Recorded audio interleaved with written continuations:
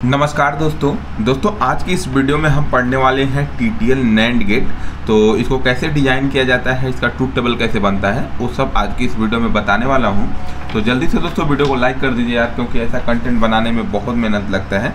ठीक है, तो चलिए हम वीडियो को शुरू करते हैं। तो सबसे पहले हम कुछ बेसिक पढ़ लेते हैं।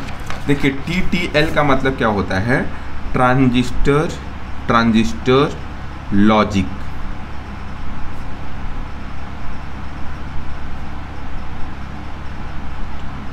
लॉजिक। ठीक है, क्योंकि फुल फॉर्म आपको पता होना चाहिए, बहुत लोगों को नहीं पता होता है, क्योंकि ट्रांजिस्टर का ही हेल्प से ही हम नैंड गेट बनाने वाले हैं।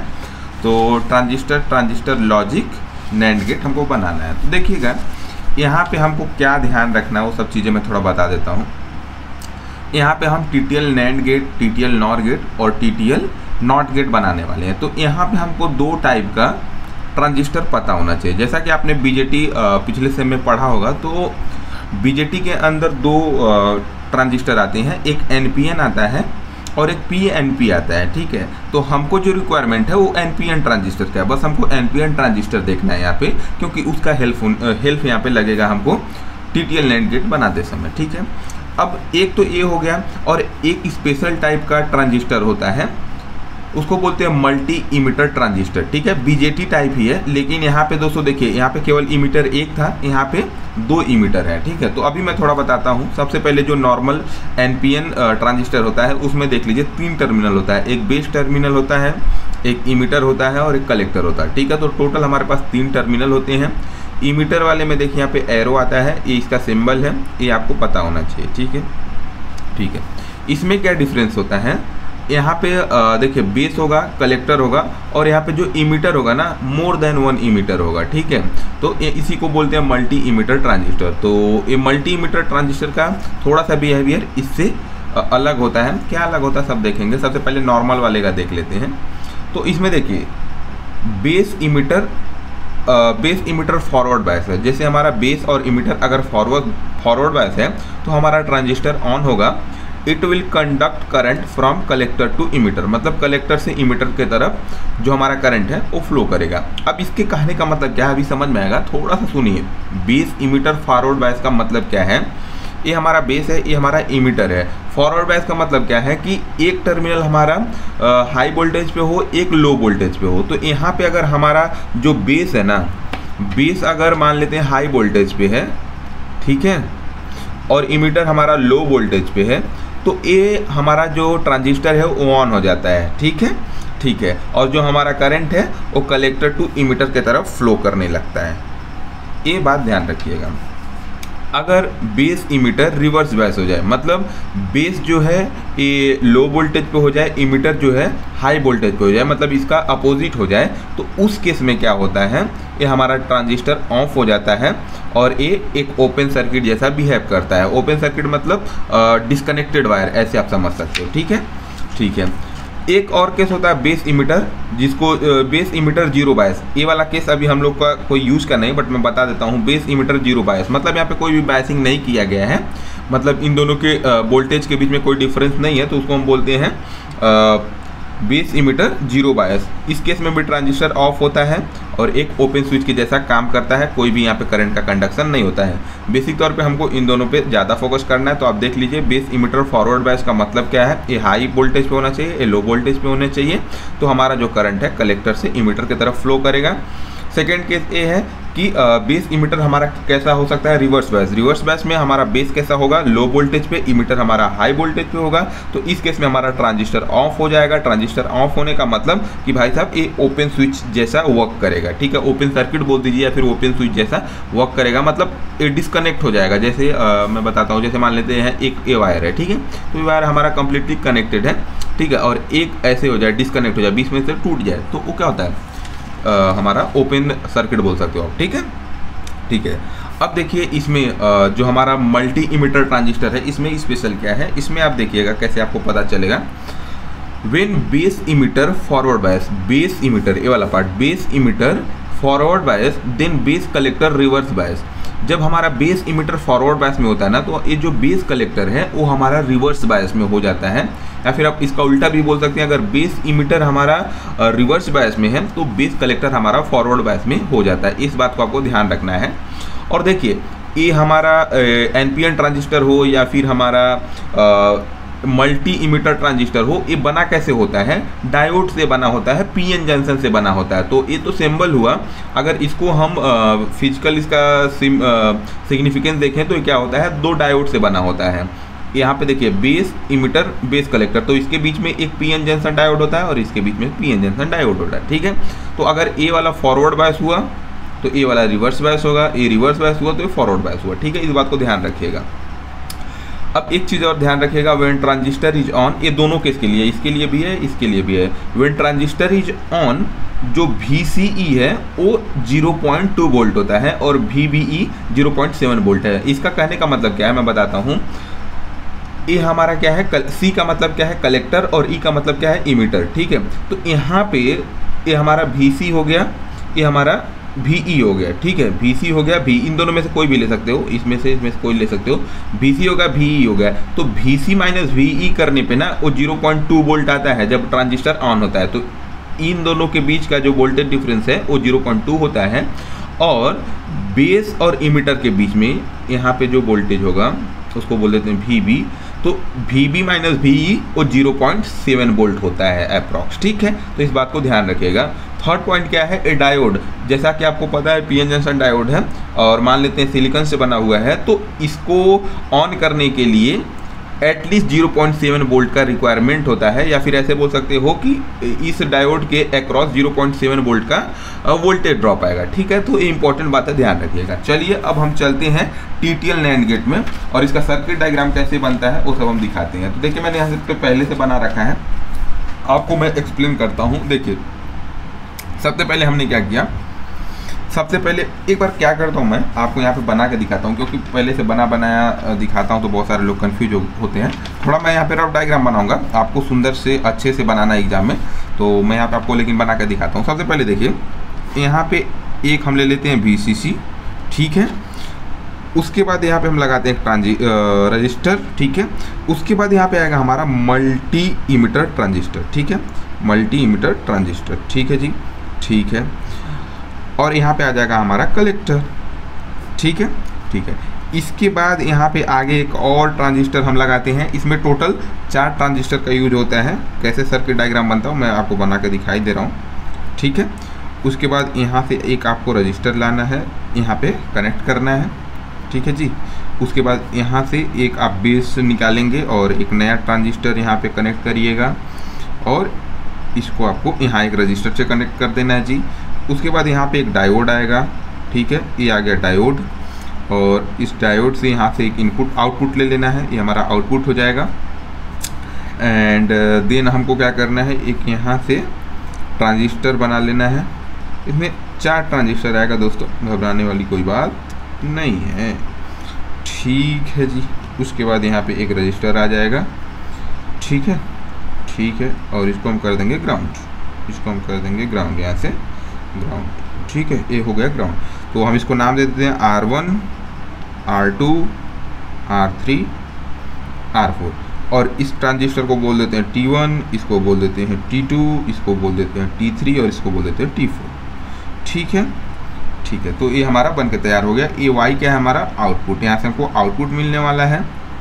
ये हमारा बेस है, ये कलेक्टर है और ये इमीटर है। ठीक है, अब ये इसको दे देते हैं A और इसको नाम दे देते हैं B। ये हमारा इनपुट वाला सेक्शन है। ठीक है, ये इनपुट वाला सेक्शन है, ये आउटपुट वाला सेक्शन है, और इसको बीच वाले को बोलते हैं फेज स्प्लिटर। ठीक है, ठीक है। अब ये कैसे ऑपरेट होता है, कैसे नैंड गेट बनता है वो ज़रा देखते हैं भाई साहब। तो समझ लीजिए, यहाँ पे हमारा जो ट्रूथ टेबल है उसमें हमको क्या क्या लिखना है, A और B हमारे इनपुट है, तो A और B को लिखेंगे, T1, T2, T3 एंड देखिए T4 मेरे से यहाँ पे मिस हो गया, तो मैं यहाँ पे लिख देता हूँ T4।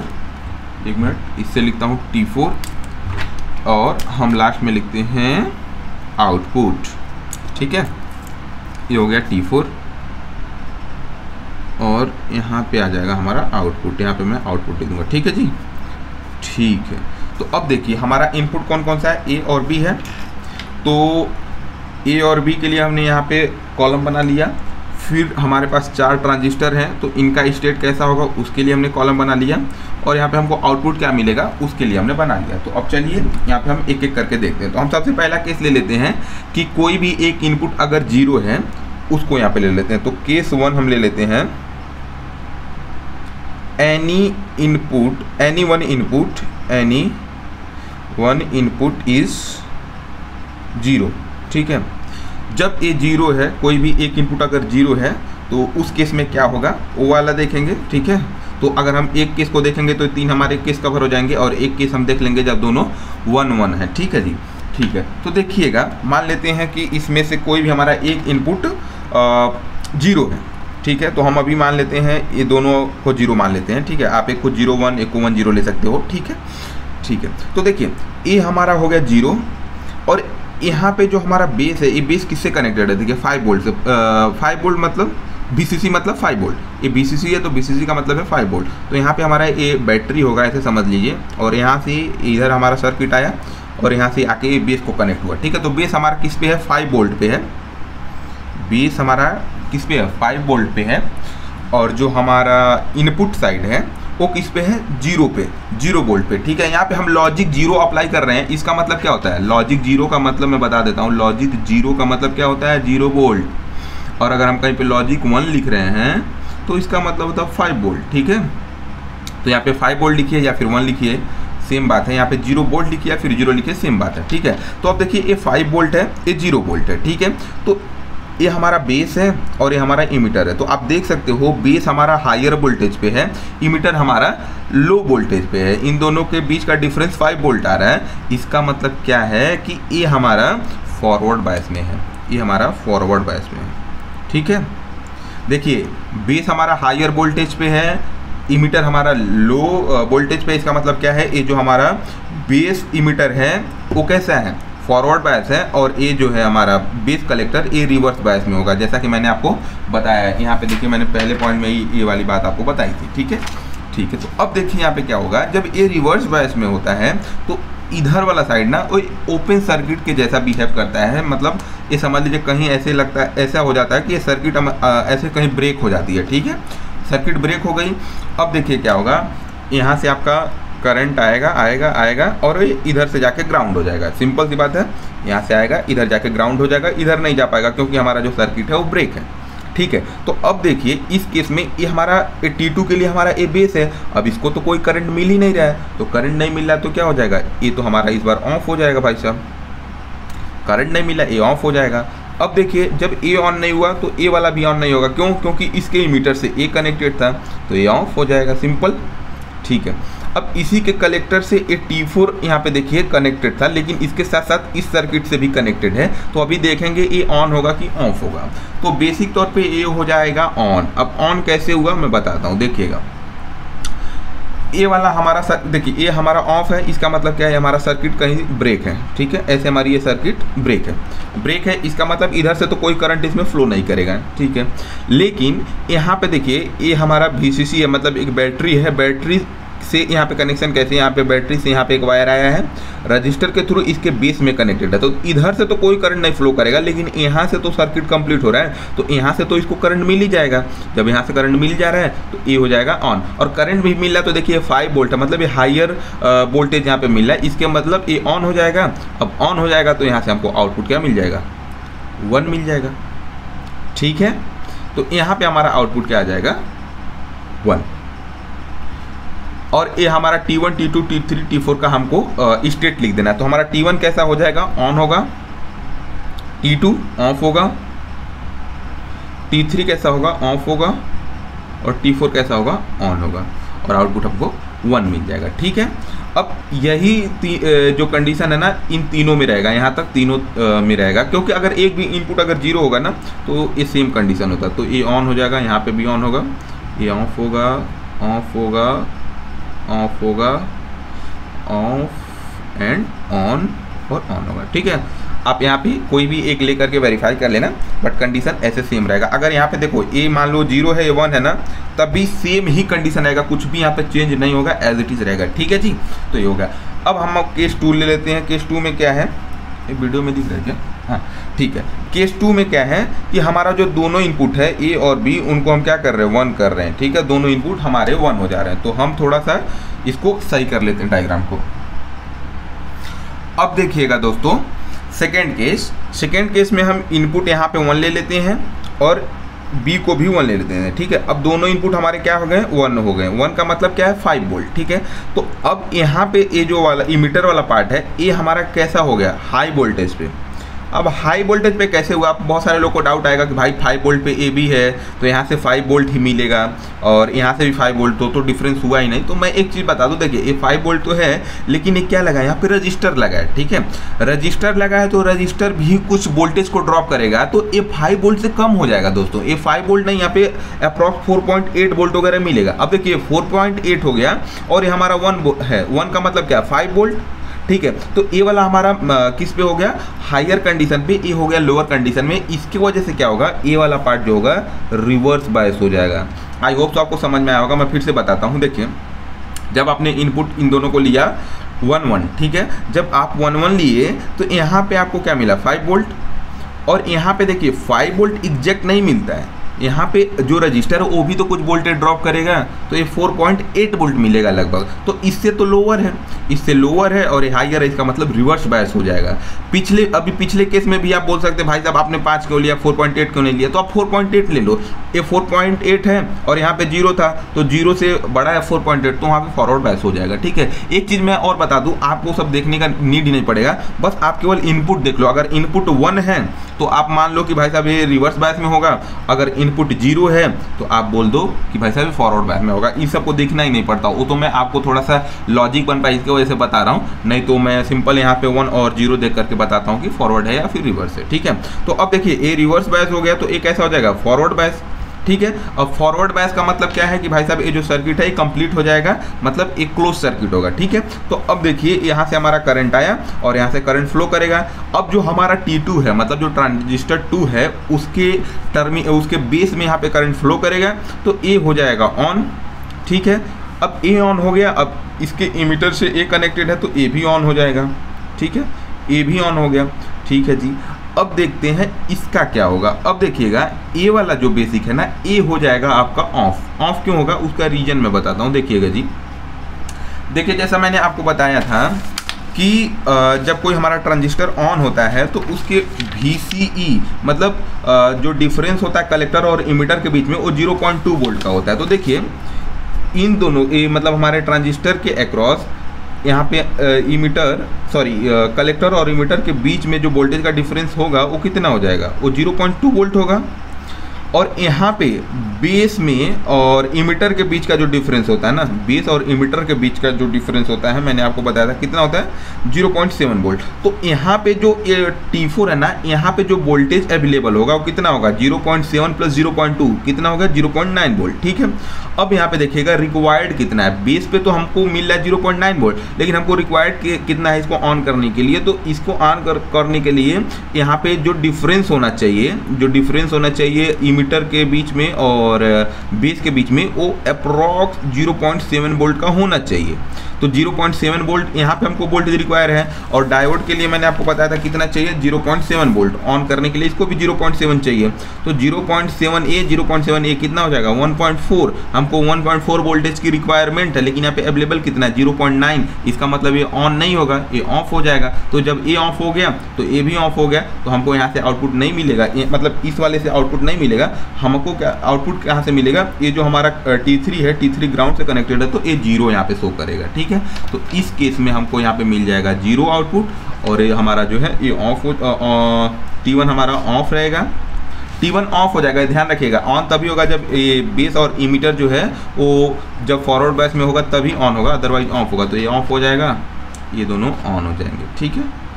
यहाँ पे नहीं लिखना था आउटपुट यहाँ पे आएगा 0 ना, हाँ। और एक कैसा हो जाएगा, T4 हमारा ऑफ हो जाएगा, ठीक है। तो दोस्तों आई होप सो ये चीज़ें आपको समझ में आई होंगी। आपको बेसिक ध्यान क्या रखना है, ट्रूथ टेबल और सर्किट डायग्राम जितना आपको समझ में आया अच्छी बात है। अगर थोड़ा बहुत चीज़ें अगर नहीं समझ में आ रही हैं तो एक बार फिर से वीडियो देखिए, समझ में आ जाएगा। नहीं तो आप सर्किट डायग्राम याद रख के जाइए, इसको बनाइए, आपको मार्क्स मिलेंगे। थोड़ा सा ये डिफ़िकल्ट तो है, हल्का सा ना डिफ़िकल्ट है, बट इतना भी डिफ़िकल्ट नहीं है कि आप कर नहीं सकते, कर सकते हो। तो चलिए मिलते हैं नेक्स्ट वीडियो में।